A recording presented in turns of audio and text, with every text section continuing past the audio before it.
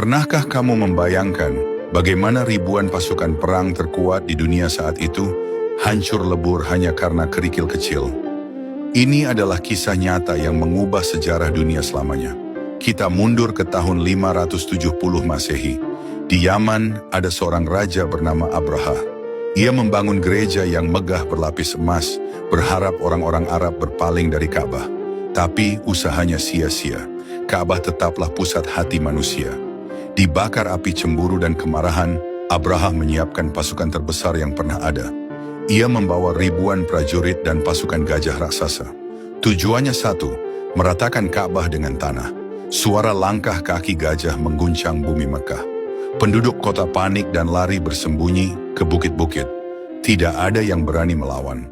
Saat itu, kakek Nabi, Abdul Muthalib, menemui Abraha. Bukan untuk memohon, tapi meminta untanya dikembalikan. Ketika Abraha heran kenapa ia tidak membela Ka'bah, Abdul Muthalib berkata dengan tenang, "Aku adalah pemilik unta-unta ini, sedangkan rumah itu, Ka'bah, ada pemiliknya sendiri yang pasti akan melindunginya." Dan benar saja, saat pasukan gajah hendak menyerbu, keajaiban pertama terjadi. Gajah terbesar mereka, yang bernama Mahmud, tiba-tiba duduk. Ia menolak melangkah maju ke arah Ka'bah. Dipukul, dipaksa, ia tetap diam.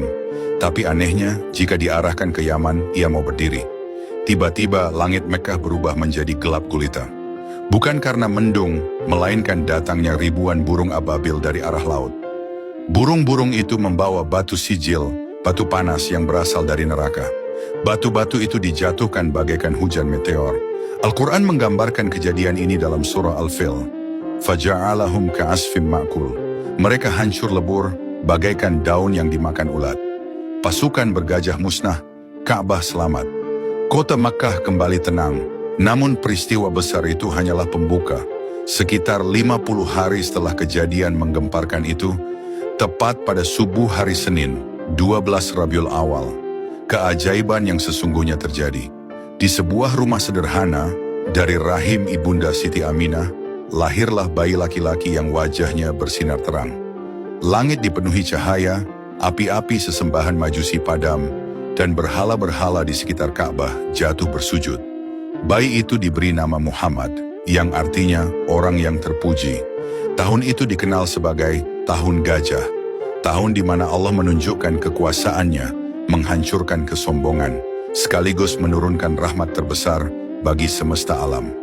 Mari kita tutup kisah ini dengan mengirimkan rindu kepada beliau. Allahumma shalli ala Sayyidina Muhammad.